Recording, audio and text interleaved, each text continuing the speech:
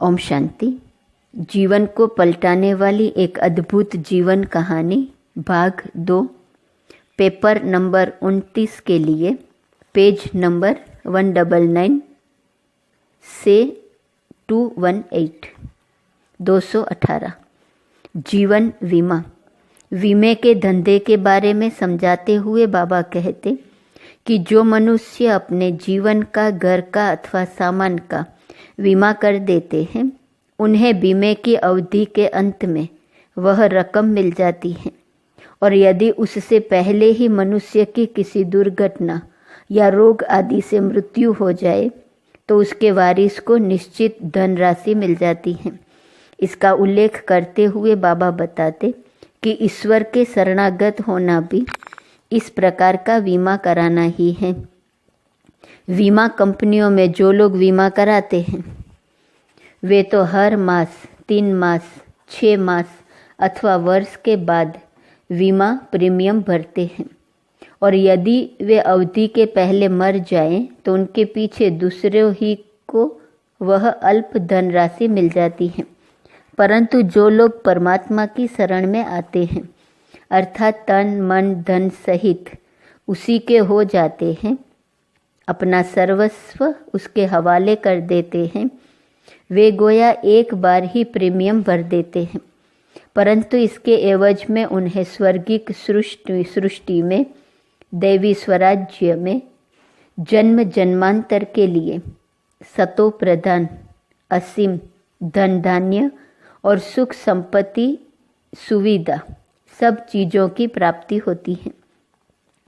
अब आप ही बताओ कि कौन सा बीमा अच्छा है। दूसरी कोई बीमा कंपनी तो फेल भी हो सकती है, परंतु ईश्वर के पास जो अपना बीमा कराता है उसे तो निश्चय ही कई गुना होकर जन्म जन्मांतर के लिए मिलता है। ईश्वर ही वास्तव में सबसे बड़ा इंश्योरेंस मैग्नेट है। अपना कखपन आप उसके पास बीमा करा दो तो उसके बदले में सतयुगी सृष्टि में आपको लखपन मिलेगा, क्योंकि उसे दाता माना गया है। भविष्य के लिए अपना सब कुछ ट्रांसफ़र करने का मात्र यही तरीका है। देखो, अब इस कलयुगी सृष्टि रूपी भंभोर को आग तो लगने ही वाली है। उसी ही के लिए तो एटम और हाइड्रोजन बम बने हैं। तो सब कुछ जल कर खाक तो हो जाना ही है।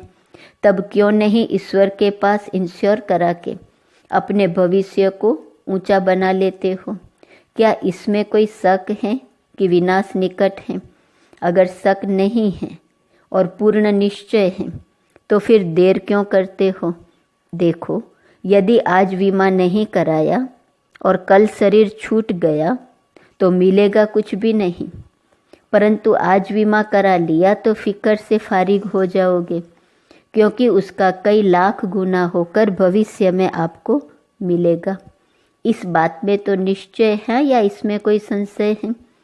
देखो, कहा भी गया है कि श्वास पर कोई भरोसा नहीं है और संशयात्मा विनश्यन्ति। इसलिए बहुत गई थोड़ी रही, थोड़ी की भी अब थोड़ी रही, ऐसा समझकर अब भी अपना ईश्वरीय बीमा करा लो। इसमें ही आपका कल्याण है। जवाहरी। बाबा कहते, बच्चे, जवाहरी का धंधा बहुत ऊंचा होता है।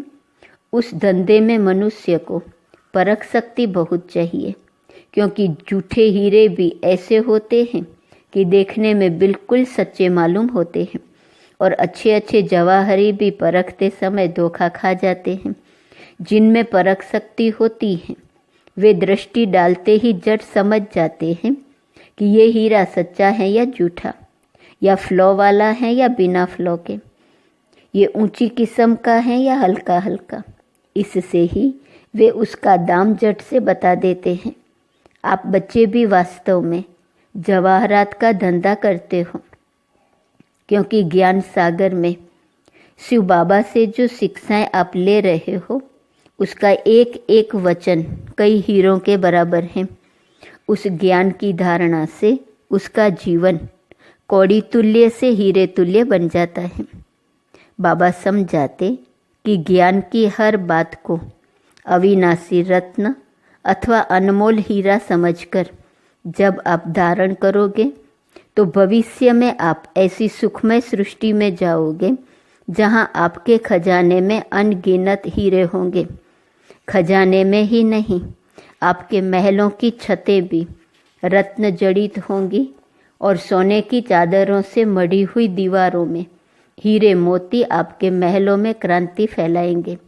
इस प्रकार ईश्वरीय ज्ञान के महत्व और मूल्य को समझाते हुए बाबा सांसारिक श्रृंगारों को छोड़कर इन ज्ञान रत्नों से ही आत्मा को सजाने की अनुमति देते हैं।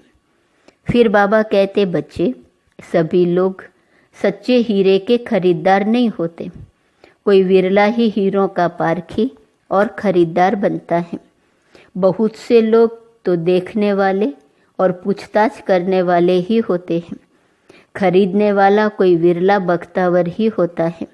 अतः आप जो इन अविनाशी हीरों का व्यापार करते हो, आपके पास पूछने तो बहुत लोग आएंगे, परंतु इन्हें लेगा कोई विरला ही, क्योंकि आप एक ऐसे संसार रूपी बाजार में बैठे हो जहां बनावटी परंतु सस्ते हीरे मिलते हैं।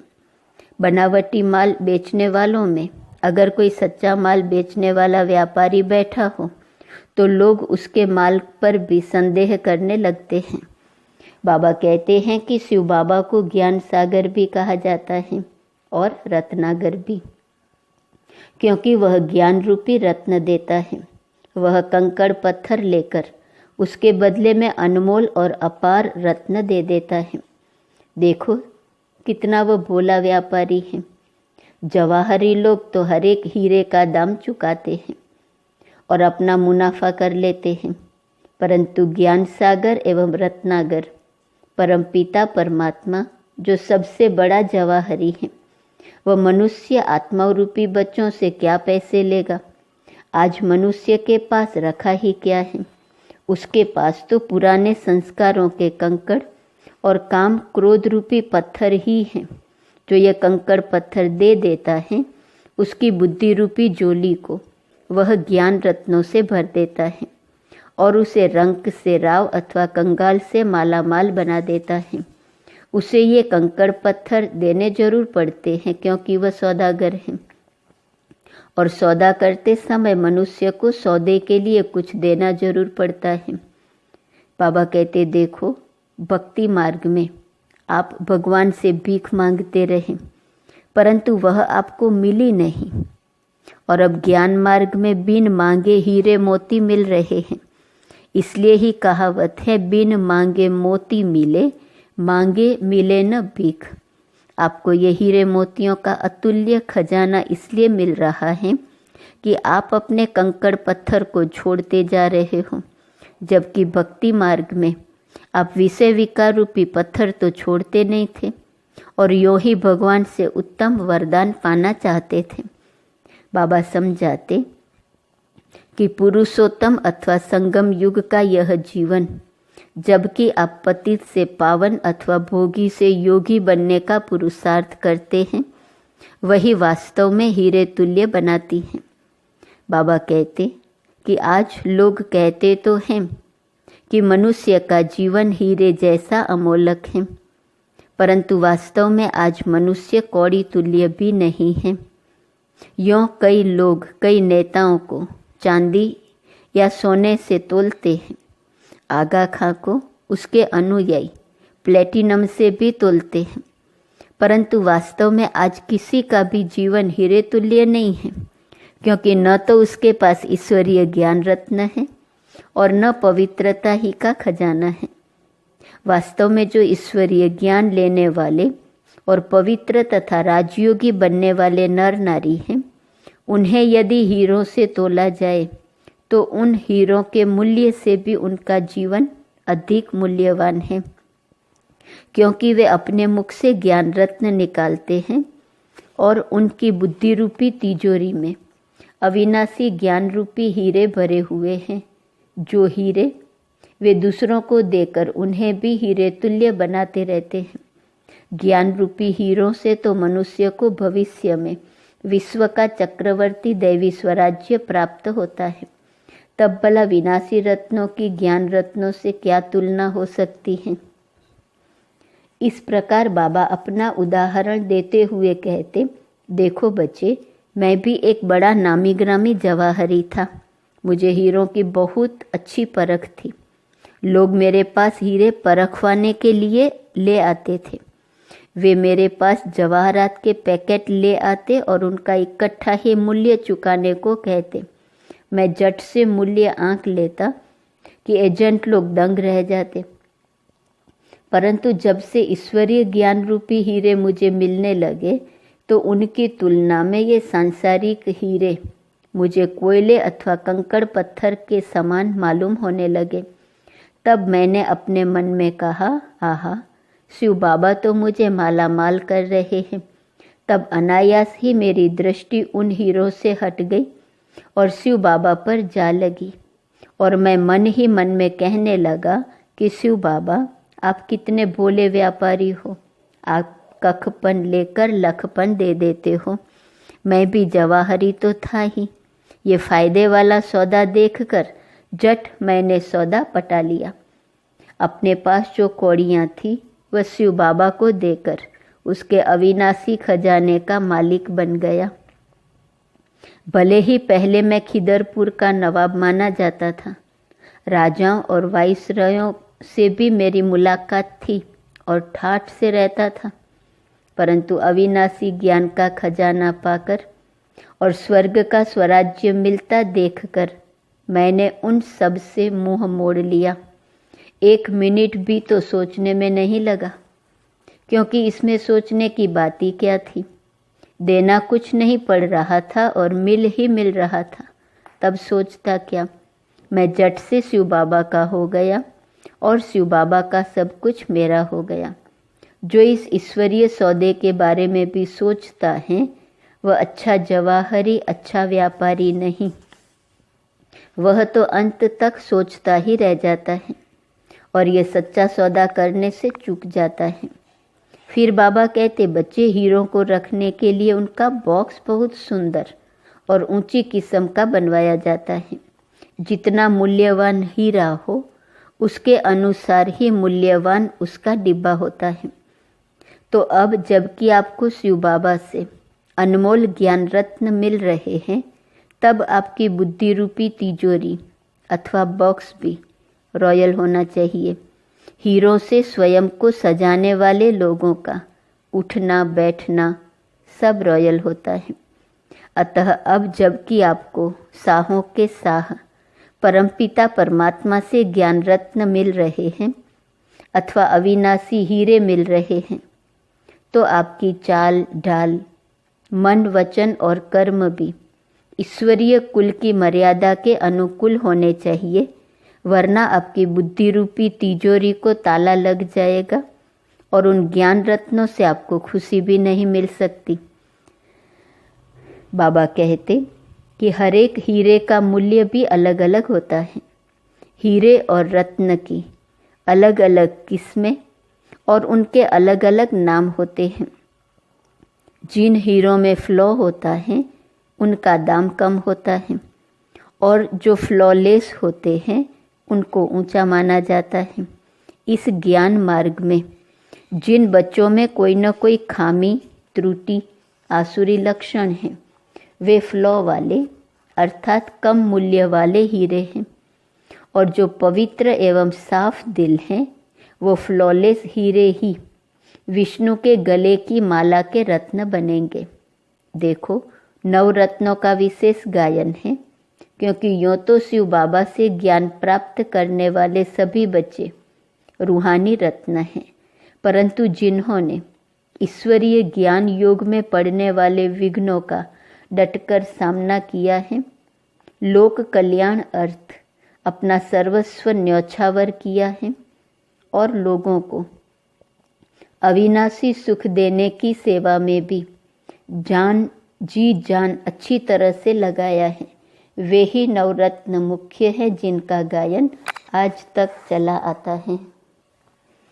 आज भी लोग विघ्नों को टालने के लिए और सुख प्राप्त करने के लिए उन नवरत्नों की यादगार, विनाशी नवरत्नों की अंगूठी पहनते हैं।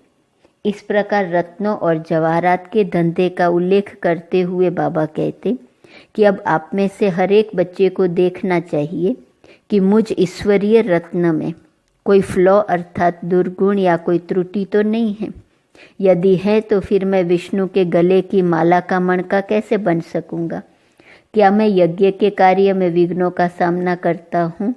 उसमें कोई विघ्न डालता तो नहीं हूँ? यदि इस प्रकार आप सब परिस्थितियों का सामना करते हुए, कठिनाइयों को सहन करते हुए, जी जान लगाकर मनुष्यों की अलौकिक सेवा में अपने शरीर को चूर चूर कर दोगे तो सुख शांति से भरपूर सृष्टि में नवरत्नों में आपको स्थान मिलेगा। सुनार के धंधे की चर्चा करते हुए बाबा कहते कि हर एक सुनार जानता है कि सोने को शुद्ध कैसे करना है। बाबा बताते कि जब सोने के जेवर बनाए जाते हैं तो उसमें थोड़े थोड़े कुछ और धातु भी मिलाए जाते हैं, परंतु फिर जब सुनार उन्हें अपनी भट्ठी में तपाता और पिघलाता है तो उस रीति से वह सोने से अन्य धातुओं को अलग कर देता है।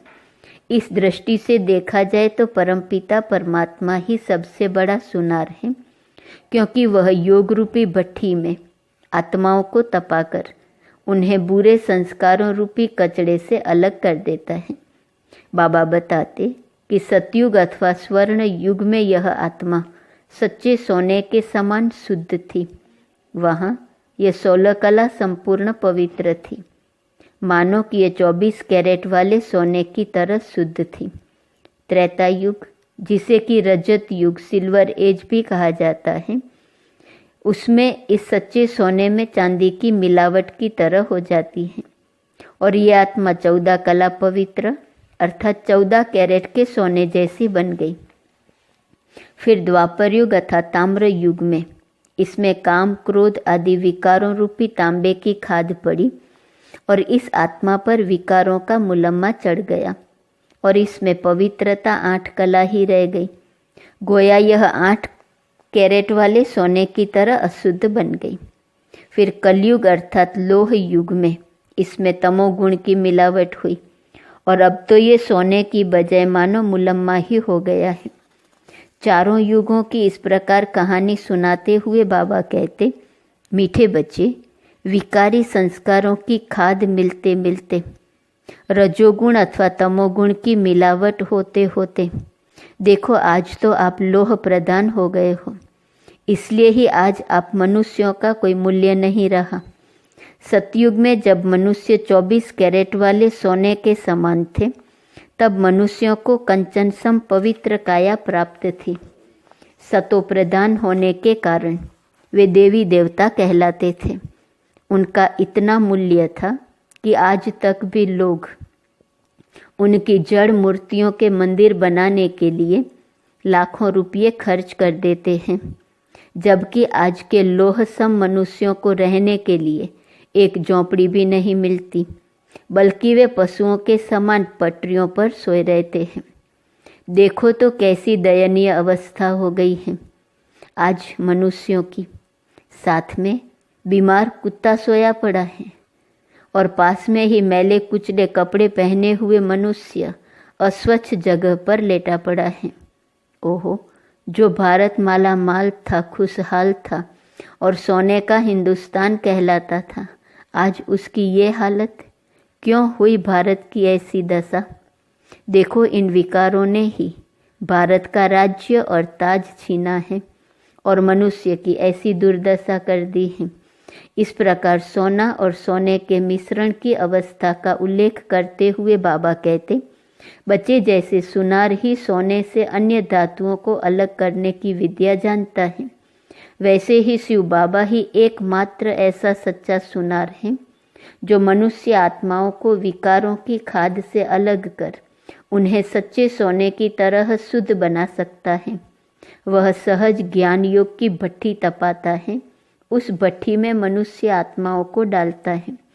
अब यदि कोई सोना भट्ठी में पड़े ही न तो वह पिघलेगा कैसे और उसकी खाद निकलेंगी कैसे? सुनार के हाथ में सोना आए ही न और आग से बाहर पड़ा रहे तो उसमें से मिलावट निकलेंगी कैसे। परंतु आज देखो तो यह कैसी अद्भुत बात है कि मनुष्य परमात्मा को कहते हैं, हमारे विषय विकार मिटा दो और हमारे पाप हरो, परंतु वे अपने आप को न परमात्मा के हाथों में देते हैं, न ही वे योग रूपी भट्ठी में पड़ते हैं। इस रीति वे समझाकर बाबा कहते, बच्चे अब तो आप स्वयं को अच्छी तरह से योग रूपी भट्ठी में डालो, क्योंकि जन्म जन्मांतर से विकर्मों की खाद आत्मा रूपी सोने में मिलती आई है और अब काली हुई सी आत्मा को फिर से स्वच्छ करने के लिए खूब तपाने की जरूरत है। मट्टा सट्टा। कई बार बाबा मट्टा सट्टा कर धंधा करने वाले लोगों का भी उदाहरण देते। वे कहते कि इस धंधे के लोग फटे पुराने कपड़े लेकर अथवा घिसे टूटे बर्तन लेकर उनके बदले में हिसाब अनुसार नए बर्तन दे देते हैं। यह कैसा विचित्र धंधा है। पुराने कपड़े देने वाला भी खुश हो जाता है कि घर से कबाड़ निकल गया और दैनिक प्रयोग में आने वाले नए बर्तन मिल गए, और मट्टा सट्टा वाला भी प्रसन्न हो जाता कि चलो अच्छा सौदा हो गया, अब मैं इन पुराने कपड़ों को ज़्यादा दामों में बेचकर कुछ पैसा बना लूँगा। इस प्रकार बाबा समझाते कि परमपिता परमात्मा भी मट्टा सट्टा करते हैं। हमारा ये शरीर रूपी पुराना वस्त्र अथवा पुराना बर्तन लेकर वो हमें सतयुगी दैवी शरीर और सब कुछ ऊंच दे देते हैं, परंतु ऐसा मट्टा सट्टा जैसे कि परमपिता शिव करते हैं अन्य कोई भी नहीं कर सकता।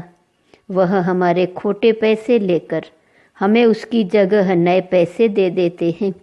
यूँ ऐसा व्यापार करने वाले लोग भी होते हैं जो फटे पुराने नोट लेकर अपने कमीशन के कुछ पैसे काटकर नए नोट अथवा नए सिक्के दे देते हैं, परंतु परमपिता परमात्मा जो मट्टा सट्टा करते हैं उसमें तो उन द्वारा कमीशन भी लिए जाने का प्रश्न नहीं होता।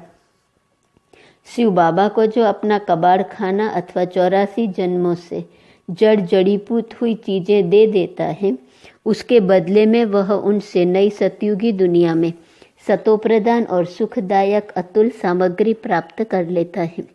यह उदाहरण देते हुए बाबा कहते, सारे कल्प में आत्माओं के साथ इस प्रकार का मट्टा सट्टा शिव बाबा एक ही बार करते हैं। इसीलिए अब ही ऐसा अवसर है कि आपके मन में जो कबाड़ खाना है अथवा जो भी कुछ पुराना सुराना माल असबाब आपके पास है, वह उसको देकर उससे सब कुछ नया लेने का हकदार बन जाओ। मेहतर अथवा भंगी। बाबा कहते कि संसार में जो सबसे खराब धंधे हैं उनमें से मेहतर का धंधा तथा सिर पर कूड़ा उठाने वाले भंगी का धंधा सबसे ज़्यादा खराब है। भंगी का नाम बड़ा अस्वच्छ है, परंतु जो मनुष्य कामातुर है वह भी कूड़ा ढोने वाले भंगी से किसी प्रकार कम नहीं है, क्योंकि उनका ध्यान मनुष्य के निकृष्ट अंगों पर लगा रहता है और इस कलयुगी गंदगी से भरे हुए शरीर पर वे लट्टू हुए रहते हैं। बाबा समझाते कि भंगी तो सिर पर कूड़ा उठाता है, किंतु कामी मनुष्य तो विष का सेवन करते हैं। अतः कामी मनुष्यों का धंधा सबसे खराब है। उनसे तो मेहतर भी बेहतर है, क्योंकि फिर भी वे तो सफाई करके मनुष्य की सेवा करते हैं। इस प्रकार बाबा ब्रह्मचर्य व्रत के पालन के लिए प्रेरित करते। बाबा कहते, लोग भंगी और मेहतर को अछूत समझते हैं, वे उन्हें छूना भी निषिद्ध मानते हैं, परंतु यदि गहरी निगाह से देखा जाए तो भंगी तो फिर भी नहा धोकर और वस्त्र बदलकर स्वच्छ और स्पर्श योग्य हो सकता है, किंतु कामी मनुष्य की तो दृष्टि, मनोवृत्ति, बुद्धि और उसका सर्व देह ही मलेच्छ है, क्योंकि उस पर काम का भूत सवार है। परंतु आज लोग असली मलेच्छों को नहीं पहचानते। योगी को चाहिए कि वह मनुष्य कामी मनुष्य से दूर रहे, क्योंकि उस कामी मनुष्य का संग बहुत ही हानिकारक है। बाबा कहते कि कामी मनुष्य के हाथ से बना हुआ भोजन करना भी योगियों के लिए निषिद्ध है, क्योंकि जिसका मन स्वच्छ नहीं, उसके मन और तन से ऐसे प्रकंपन निकलते हैं जो सारे वातावरण को दूषित और विषैला कर देते हैं। कामी मनुष्य की चारपाई, उसके वस्त्र आदि आदि भी वास्तव में अस्पृश्य हैं, क्योंकि उनमें महादुर्गंध रूपी दुर्गंध भरी रहती है और वह योगियों के लिए एक स्वच्छ स्थान अथवा स्वच्छ साधन का काम नहीं करते। यदि मेहतर भी ब्रह्मचर्य व्रत का पालन करता है तो वह काम विकार के विषय वैतरणी में गोता खाने वाले तथा कथित ब्राह्मण से ऊंचा है। बाबा समझाते कि जब कोई मनुष्य दीर्घ शंका से निवृत्त होने जाता है अथवा नित्य कर्म करता है तो जब तक वह स्नान आदि से शुद्ध न हो जाए तब तक वह भी भंगी के समान है। अतः जो लोग ईश्वरीय ज्ञान लेते और योग का अभ्यास करते हैं उन्हें चाहिए कि वे ऐसे कर्मों के बाद स्नान आदि से स्वयं को स्वच्छ करें और स्वच्छ वस्त्र धारण करके अपने दैनिक कार्यों में प्रवृत्त हो और दीर्घ शंका से निवृत्त होने के बाद रसोई अथवा पाठशाला में स्नान करने के पहले प्रवेश न करें, क्योंकि उस अस्वच्छ अवस्था में वे भंगी अथवा मेहतर के समान हैं। इस विधि से बाबा पवित्रता का महत्व दर्शन कराकर तथा कामी मनुष्य को निकृष्ट बताकर, ब्रह्मचर्य व्रत बताकर ब्रह्मचर्य व्रत की पालना के लिए उत्साहित करते और मानसिक पवित्रता के साथ साथ शारीरिक स्वच्छता के प्रशंसनीय गुणों की भी धारणा कराते। आज जबकि मनुष्यों का आहार विहार तथा आचार सही माने में शूद्रों के समान है तथा बाबा शूद्र और ब्राह्मण की सच्ची व्याख्या देकर मलेच्छ और अस्पृश्य की युक्ति संगत परिभाषा समझाकर मनुष्य को शूद्र से सच्चा ब्राह्मण बना देते। कथावाचक अथवा पंडित। बाबा कहते आज कुछ लोगों का धंधा केवल कथा वाचना ही रह गया है। किसी शास्त्र अथवा पुराण को लेकर नर नारियों को इकट्ठा करके वे उनको बड़ा चढ़ाकर कथाओं की व्याख्या देते हैं और इस प्रकार अपनी आजीविका के लिए सामग्री जुटाते हैं। शब्द जाल फैलाकर, वाक चातुर्य अपनाकर, दंत कथाएं कहकर, रोचकता पैदा करके अथवा लच्छेदार भाषण सुनाकर वे लोगों को तथाकथित शिष्य बना लेते हैं और उन द्वारा दिए गए दान से अपनी उदर पूर्ति करते हैं। वे केवल कथा कहने का ही धंधा करते हैं। जीवन में पवित्रता और उच्च गुणों की धारणा करने कराने पर ध्यान नहीं देते।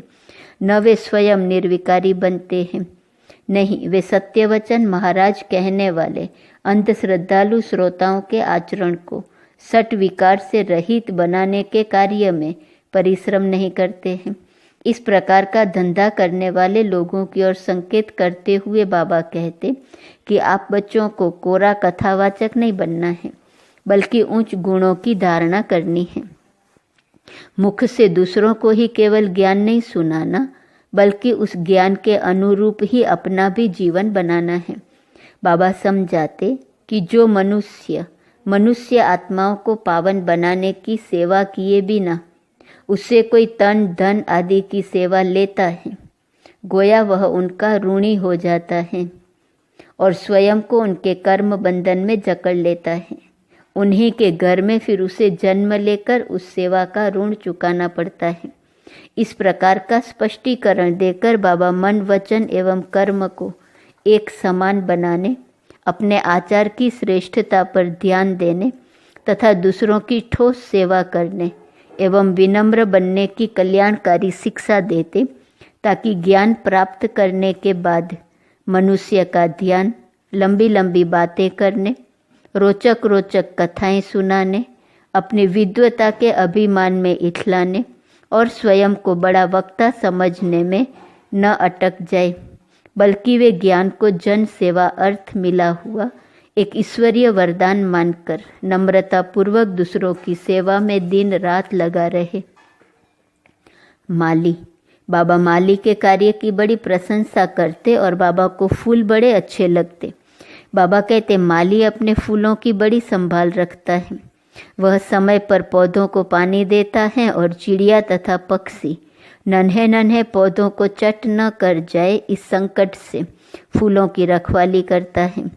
कोमल कोमल पौधे, बिन खिली कलियां कहीं पानी की परवरिश के बिना मुरझा न जाए। कोई जंगली पशु घुस आकर बगीचे को लताड़ और उखाड़ न जाए इस बात की वह चौकसी करता है, और फिर वह लगती हुई कलियों और खिलते हुए फूलों को देख देख कर खुश होता है। कभी कोई माली से जाकर पूछे कि जब बहुत परिश्रम, संभाल और सुरक्षा के बाद उसकी फुलवाड़ी खिल उठती है तो उसका मन कितना खुश होता है। इस उदाहरण से बाबा स्पष्ट करते कि आज सभी मनुष्य भी ज्ञान रूपी जल के बिना मानो सूखे अथवा मुरझाए पड़े हैं।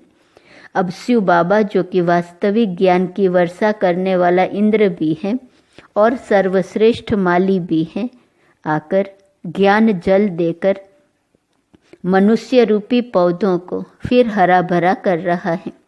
वह माया रूपी चिड़िया से अथवा विकल्पों की तेज आंधी से ज्ञान जल से उगे इन मानवी फूलों की एक कुशल माली की तरह संभाल करता है, देख रेख भी और रखवाली भी। बहुत परिश्रम के बाद ही विकारों के ताप से सूखा हुआ मनुष्य रूपी कांटा फूल का रूप लेता है, और विरले ही फूल माया की तेज आंधियों के सामने अपनी कोमल पंखुड़ियों सहित सुरक्षित रहते हैं। इस तरह माली और बगीचे के काम का चरित्र चित्रण करते हुए बाबा कहते कि ईश्वर के हाथों से लगाए गए मानवी पुष्पों के बगीचे के आप भी एक फूल हैं।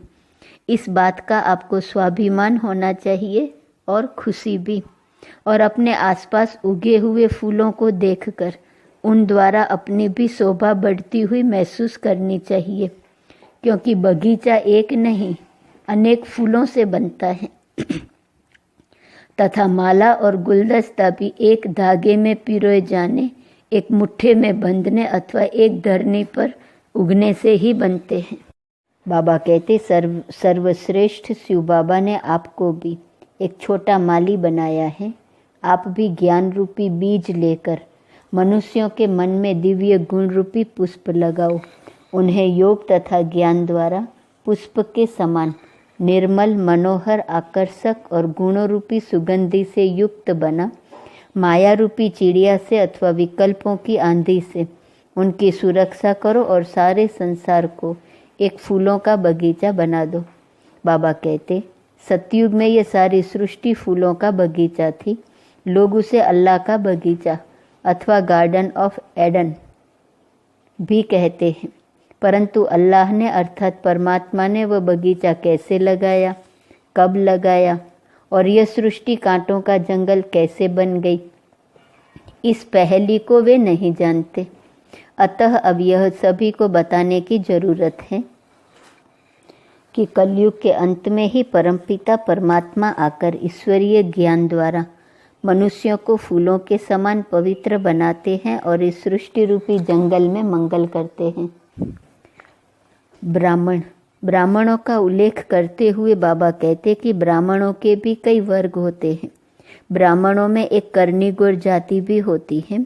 जब कोई मनुष्य मर जाता है तो वे उसका पिंड दान आदि करते हैं तथा उसको मृतक के रहे कपड़े, उसकी चारपाई आदि आदि दान दी जाती है। वास्तव में ये प्रथा पूर्व कल्प के अंत काल से चली आ रही है। कल्प की अंतिम वेला में जब परमात्मा अवतरित होते हैं तब इस संसार की महामृत्यु तो भविष्य में होने ही वाली होती है। इस रहस्य को समझने वाले लोग तब परमात्मा शिव द्वारा रचे हुए सच्चे ब्राह्मणों को अपनी मृत्यु से पहले ही अपनी वस्तुएं देते हैं। उस समय के मनुष्यों के पास टूटी फूटी चारपाई और जीर्ण क्षीर्ण वस्त्रों के सिवाय होता ही क्या है। वे ब्राह्मण भी उनसे ये वस्तुएं लेकर क्या करेंगे। वे तो उनकी अपनी आवश्यकताओं के अतिरिक्त दान की हुई इन वस्तुओं को जन कल्याण की सेवा में ही लगा देते हैं। बाबा कहते पुरातन प्रथा यह भी चली आई है कि ब्राह्मण लोग सगाई कराने का धंधा भी करते रहते हैं। वे होवनहार वर और वधू के घर वालों के बीच बात कराकर सगाई कराने के एवज में अपनी दक्षिणा अर्थात दलाली ले लेते हैं।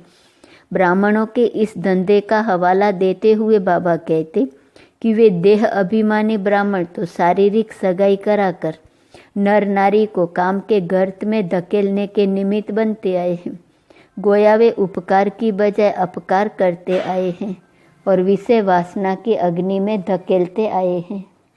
अब आप सच्चे ब्राह्मण आत्मा की सगाई परमात्मा से कराने का ऊंचा धंधा करो तो शिव बाबा आपको इसके लिए बहुत ही बड़ी दक्षिणा देंगे। जैसे वे लोग कन्या को होवनहार वर के गुण बताकर उसकी सगाई करा देते हैं, वैसे ही आप भी मनुष्य आत्माओं को पतियों के भी पति परमपिता परमात्मा की यथार्थ महिमा सुनाकर आत्माओं की सगाई परमात्मा के साथ कराने के निमित्त बनो, अर्थात उनकी बुद्धि की लगन परमात्मा के साथ जोड़ने का श्रेय लो।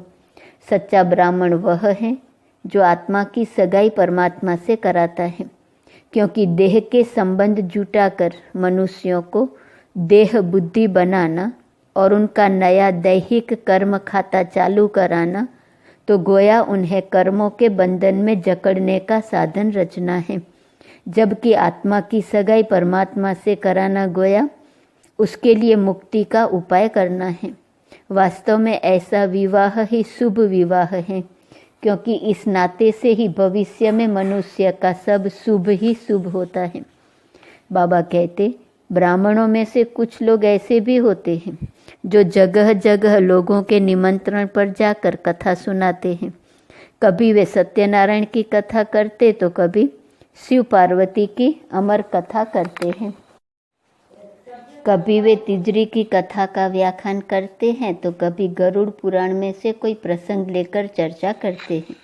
पिछले 2 युगों में वे लोग लिखी अथवा सुनी हुई कथाएं बिना अनुभव किए हुए ही सुनाते रहे हैं, परंतु अब जबकि आपने शिव से सन्मुख ही अमर कथा, राम कथा अथवा भागवत कथा सुनी है और आप स्वयं उस कथा के एक पाठधारी हैं, तो आप ये आप बीती अथवा आत्म अनुभूत कथा जगह जगह नर नारियों को सुनाओ।